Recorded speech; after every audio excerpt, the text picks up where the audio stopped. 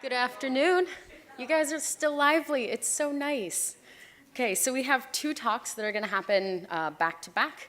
The first one is about harnessing the power of academia, and the second one is about giving what we can.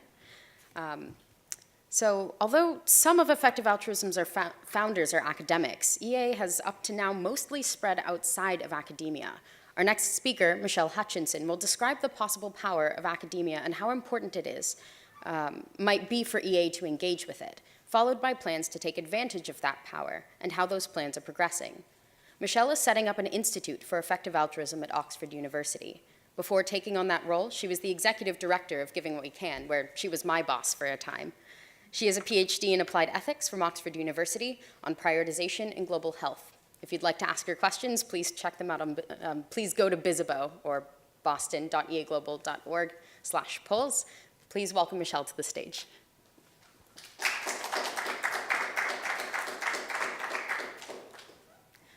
Thanks, Roxanne, and I'm really excited to be here today.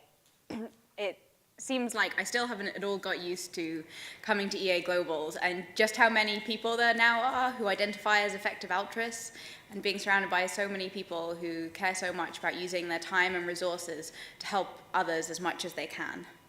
But I'm going to start with a critique that many people have of EA first, which is that we don't engage enough with existing institutions, and one of those is academia. So here's a quote from Tyler Cowen about a $400 million gift that was made to Harvard University, saying that effective altruists are likely to criticize this, but on the other hand, you don't know whether that will turn into a globally worthwhile project. On the one hand, this kind of critique seems pretty close to, we have no idea what the long-term consequences of any of our actions are, which isn't terribly action relevant. But I think there is a nugget of truth here about the fact that academia actually gives rise to a lot of really important things. Here's another quote from Keynes this time. "The ideas of economists and political philosophers, both when they're right and when they're wrong, are more powerful than is commonly understood. Indeed, the world is ruled by little else. Practical men who believe themselves to be quite exempt from any intellectual influence are usually the slaves of some defunct economist." So if this is right, and if effective altruism hopes to become part of common sense morality, taken seriously by politicians and seen as obvious by everyone from business to philanthropy, then it seems like maybe we're going to have to engage with academia and engage well with it. My talk's going to talk a little bit about why we might think that academia is so influential. I'm going to say a bit about some case studies which, from other subjects, and then talk about how effective altruism and academia might work together. And following that, the plans that some of us have in Oxford to set up a research institute about effective altruism. But first of all, what's the current state of play between effective altruism and academia? Although, as Roxanne mentioned, much of effective altruism grew out of academia in the sense that a lot of us were very influenced by Peter Singer's Famine, Affluence, and Morality, the first explicitly effective altruist conference held in a university was in 2014 in Oxford. Since then, there have been a couple more, including at St. Andrews and Yale. There have also been some courses taught on effective altruism at various universities like Princeton, St. Catherine's, and York. But a lot of this is pretty ad hoc. It depends on one particular professor at a university being interested in doing that kind of thing. It's also pretty limited, particularly by subject. So there are a lot of even professional ethicists who haven't heard of effective altruism, let alone when you venture outside of ethics to other parts of philosophy, and let alone outside of philosophy. It's usually limited to simply applied ethics. There's also some hostility towards effective altruism amongst some academics. There was an interchange a while back in the Boston Review between Peter Singer and a number of other academics, some of whom had pretty biting criticisms of effective altruism. So why might we care about whether academics really know about effective altruism and engage with it, or whether they engage with it well? Well, one reason is that academia really attracts some of the brightest people.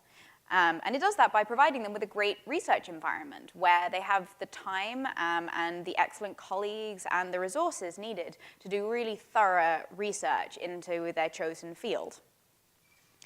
And if they have, it attracts such smart people and gives them such a great place to work, then it's going to be a good place to get answers to some of the toughest questions. And effective altruism is really difficult, and so we should try and get help from people like that. Even further than that, if we want to be trying to change societal norms, we don't just want to be finding answers to the questions we already know we want to be asking. We want to be working out what questions we should be asking. We should be interrogating effective altruism as a concept, working out what conception we should have of it, what assumptions we're making, and how good they are. And again, academia is a good place to be doing that because it really fosters unbiased research where there's no incentive to give a particular answer. For assumptions that we think actually we should hold rather than reject, we also need to really understand why we hold those and be able to answer criticisms that come up. Academia also has some other advantages. One of them is it teaches many of the brightest people and the leaders of the future. And academics tend to be the acknowledged experts who are gone to by the media or by policymakers when they're trying to make their decisions. Academics also have a unique place in setting the terms of debate. So when policymakers are deciding what they should do, they're going to use established frameworks. They don't have time to come up with their own way of weighing things. And those frameworks will usually have been developed within an academic context. So those are some things that we might think give reason to think that academia is influential. But it'd be pretty good to look at historical examples of this as well. And this section, I'm particularly grateful to Luke Muehlhauser and Kerry Vaughan, whose work I'm going to be drawing on a lot. And these examples are just intended to be illustrative and to give us some ideas rather than be taken literally. So first of all, free market economics. And I should say here that I'm not defending or rejecting free market economics, I'm just using it as a case study. Free market economics was established as a position between the classical liberalism and socialism, and it's associated with ideas like privatization and deregulation. In the 1940s, economics was really strongly socialist, so free market economists had trouble publishing in top journals, trouble getting tenure at universities. By the 70s and 80s, it was actually the prevailing economic view, with Reagan and Thatcher both ascribing to it. So that's a pretty amazing transformation in a relatively short period of time. And it seems likely that most of this was down to luck, down to the fact they had a lot of money. This is an economic view that favors big businesses, and so they had no lack of money. And it's very difficult to know precisely what causes are at play. But there was a concerted effort amongst neoliberals to actually take over thought space in this. And so it seems worth looking at some of the methods they used for that. One of the things they did was think really long term. They weren't just looking at changing particular policy briefs or something. They were interested in really developing the best possible theory and thinking through how they could change things in the long run. They were also careful about fostering talent, working out who the upcoming people were who would produce excellent work, and making sure that they had the opportunity to do that. They thought about what they called second-hand traders or intellectuals, so people like journalists who aren't producing the ideas but are distributing them, and how to get the ideas in the right forms to the right people. One thing that Hayek claimed was influential was the fact that they had the courage to be utopian. Previous to this, it seemed like socialism had the moral high ground. And one thing Hayek tried to produce was a feeling that actually free market economics should have the moral high ground, that really what was important to humanity was true freedom, and that it was markets that were going to produce a really free society. Another case study we could look at is bioethics. Before the 1960s, medical ethics was done almost entirely by doctors, typically in a very utilitarian kind of way. New technologies like heart transplants and medical scandals like the Tuskegee syphilis scandal seemed to call for more analysis, but doctors weren't that interested in doing that analysis. So philosophers and theologians stepped in to think about what kinds of principles might be at work and what kinds of principles doctors should use in these cases. And that meant that by the time the government caught on and set up commissions on this, by the time universities were looking to teach medical ethics as a subject to all of their medical students, philosophers and theologians were the obvious people to be consulted as experts on that and to teach those kinds of courses. I think we should be learning a bit from that, in particular being cognizant of specific gaps there might be, such as the ethics of artificial intelligence. There's a tendency to only really think through these things once particular technologies have been developed. But actually, once we've developed artificial intelligence, we want the frameworks already to be in place for thinking about how to use them. So this is potentially a thing that we should be putting much more work into. And then we might also think in a more general way about what kinds of things are likely to be neglected. So because academia is usually organized in terms of disciplines, interdisciplinary work is often neglected. These two might serve as more like cautionary tales. So cryonics is the low temperature preservation of humans with the hope of reviving them in the future. And molecular nanotechnology is manufacturing at an atomic scale. And both of these originated around the 1970s, but have grown pretty slowly as fields. And you might think that that's not surprising because there's very difficult technology at work, and that that's the reason that they haven't grown terribly fast. But some people think that actually there's another reason, which is that they weren't accepted amongst more traditional academics. And there are some reasons that people think that might have caused that. One of which is that they went mainstream first, so they were very much going to a lay audience. And that meant that they hadn't done as much of the scientific grounding as they could have done, and that traditional academics didn't take them seriously. They felt that they were pretenders. They also assumed that they were getting a lot of resources, and more than their fair share of resources, because they were getting so much attention. And the cryonicists and people working in molecular nanotechnology were also fairly critical of their peers, which obviously didn't help relations. And this caused some problems for them, like being able to publish again. Some things are claimed like that academics threatened to boycott the main producer of cryonics vessels, which caused them to stop producing them, and then people working in cryonics had to make their own vessels, which was obviously harder. Now I want to talk a bit about what kinds of things effective altruism might do to engage with academia. I think the things I've just talked about give us some reason to think that if we're wanting to shift societal norms, working with academia really matters. And I think it's not surprising that we haven't done that so much up to now. It's something that's pretty difficult and isn't guaranteed to work. And early on in a movement, it makes sense to focus on things that are more certain and are really going to give returns that you can then build on.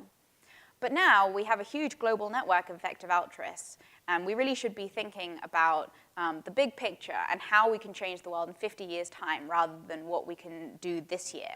And so I think now is a really good time for us to be starting to work out how we can do this. The most obvious thing to do is to encourage excellent academic work on effective altruism within academia. And one thing I think we need to be particularly careful to do is to emphasize the fact that it needs to be really good academic work. I think one challenge we're going to face is that often in many different disciplines, the parts that are the most applied get the least respect, and effective altruism, by its nature, is extremely applied. And so if we really want the top minds in the world thinking about these things, we're going to have to think about how we can avoid having that taint. We should also be thinking about how we find people who are really talented and interested in working on this, and how we support them to do that work. And we should be thinking about producing useful materials and ways of sharing materials, like sharing reading lists.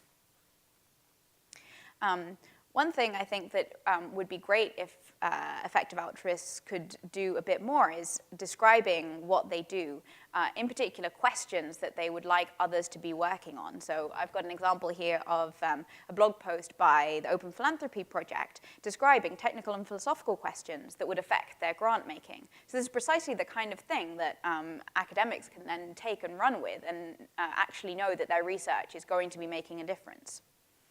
It also seems really important to describe the most recent effective altruism thinking clearly and potentially frequently. So I was at an academic conference last week at which there was a lot of criticism of effective altruism as focusing only on earning to give.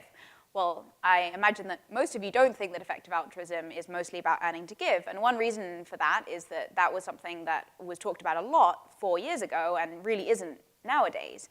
But it's very hard if you're in an academic department and not linked with the effective altruism movement to really have an idea of what things are going on at the moment. So I think we need to think hard about how we can solve this kind of inferential gap.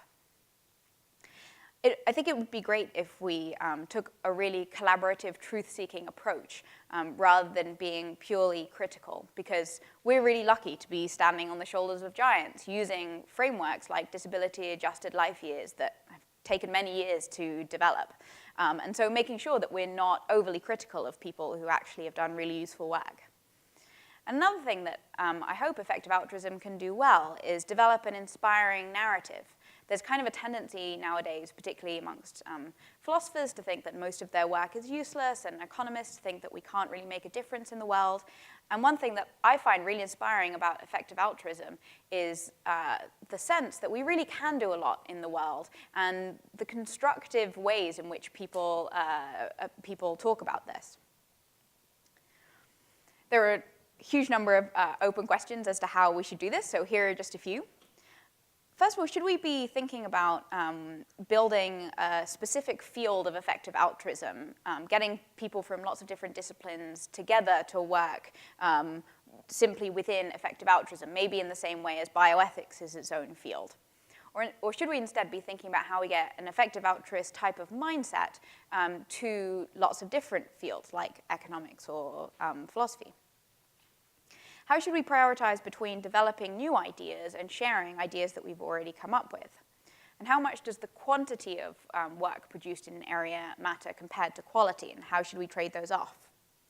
We might also wonder how much we should infer from case studies like the cryonics one that I mentioned, and the fact that they had trouble from going popular first. Because there are other grassroots movements, like environmentalism, which have gotten a lot of respect from taking a grassroots approach. So here's a bit more specifically what those of us in Oxford, Hilary Graves and Will and me, are planning in terms of setting up an Oxford Research Institute based around effective altruism. So our hope is that we'll be able to attract some really great academics, particularly starting off with philosophy and economics, to work together on finding what the highest priority questions are and working on those. And here are a few of the kinds of things that we're doing to start that off. We're setting up a summer program to bring together researchers interested in effective altruism from a number of different levels of academia. We're trying to create together a collaborative research agenda in order to help each other to prioritize amongst different types of research and find what's the most important thing to be working on. We're aiming that our work will be published in top peer-reviewed journals so that it will be read by other academics in the field. And we want to try and design really appealing jobs in order that we get really excellent academics to join us. So things like 5-year postdocs where teaching's optional rather than the more traditional kinds of postdocs often offered. We'll be based in the same offices as the Center for Effective Altruism, which would be great because we're really keen to make sure that our research doesn't get too far from practical impact, and we are working on things that actually can help people make difficult decisions. What will our research actually be on? Well, we haven't yet created our research agenda, but here are some of the questions that we think are highest priority to work on at the moment. One of them is how we can compare between benefits of different kinds. People tend to be fairly happy with the kinds of frameworks there are in place for comparing amongst, say, health interventions, quality-adjusted life years and disability-adjusted life years. but not so happy with the kinds of things available for comparing health interventions to education interventions, for example. And it seems like there's even less work being done on how you can compare really different areas. So how you can compare between global poverty interventions and animal rights interventions. One criticism that I tend to hear a lot is that we actually don't know what the long-term effects of our actions are. We might know how one person will be affected if given a bed net right now, but we have no idea what the effects of that will be in 50 or 100 years' time. And this problem of cluelessness has come up somewhat in the academic literature, which can really help us to think in different ways about the practical question that comes up. We also want to be thinking about how to compare long-run effects of interventions that seem to help specifically the present to ones that are specifically aiming at the long term. People often compare questions like, what's the effect of saving one life from malaria now to what's the effect of preventing some existential risk in the future and therefore allowing people to come into existence who wouldn't otherwise.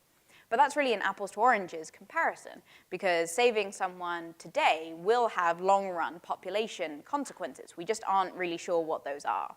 And it's important to model various different possibilities and then compare in a better way between the long-run effects of actions like saving lives now to the long-run effects of things like averting existential catastrophes.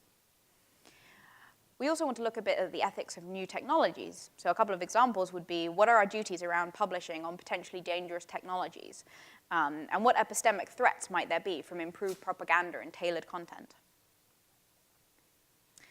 We've also got some longer-term projects in mind that are more uncertain. So should we be starting a new journal, or should we be trying to publish simply in existing journals? So the existing journals are going to have more credibility already, but you might think that you actually want to bring together all of the work done in effective altruism regardless of discipline, and so it'd be useful to have a specific journal for that.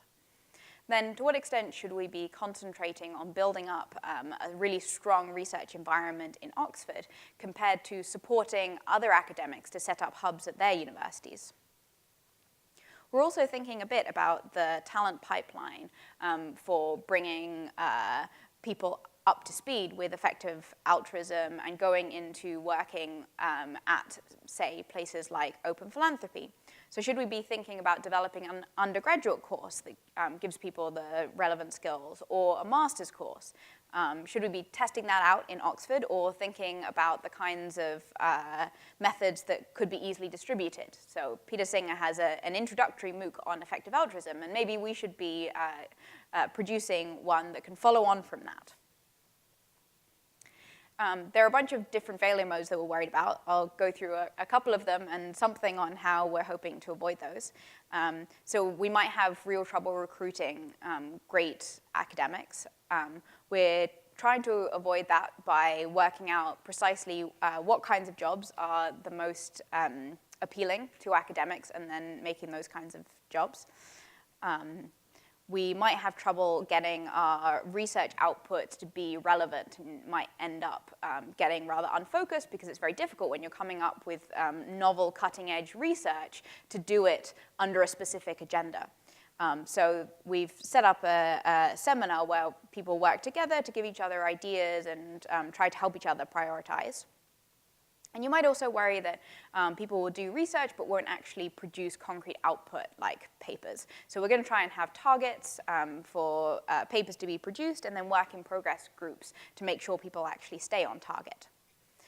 We might worry that we wouldn't be able to raise enough money for this, so we're trying a number of different ways of fundraising at the moment. It might be that we actually do produce this work, but it doesn't get properly picked up on, either by academia or by people who would actually use the research to inform their practical decision-making. And we're going to try and ameliorate the first by publishing in top academic journals that people would be reading anyway, and the second by keeping in close contact with the effective altruism community and trying to figure out what questions currently would be most usefully answered for them, and also communicating the research that we're doing and how we think it might inform their decision making. So here's one that I don't mention at other kinds of conferences. You might think that artificial general intelligence is likely to come about in the next, say, 10 years, and that this is going to end up being rather irrelevant if that does happen. And I think that is a genuine worry, and if timelines are very short, then this isn't going to be the best way of helping the world. But I think that our credences really shouldn't be at all resilient on this, and should be like pretty spread. It seems quite likely it's not going to be for a good 50 years, in which case this is going to be a really important step in terms of getting answers to these kinds of questions by getting people in academia and research more generally to take effective altruism more seriously. So I hope I've given you some kind of an idea of why you might think that academia is pretty important, and also what our plans are contingent on this. This was a very kind of speculative talk telling you some of the ideas that we have, so I'm really looking forward to hearing from you guys what you think of them, which things you're excited by, and which things you think we should do differently. I'm going to be taking questions now, and then also be doing office hours at 5 o'clock in room 112. So thank you.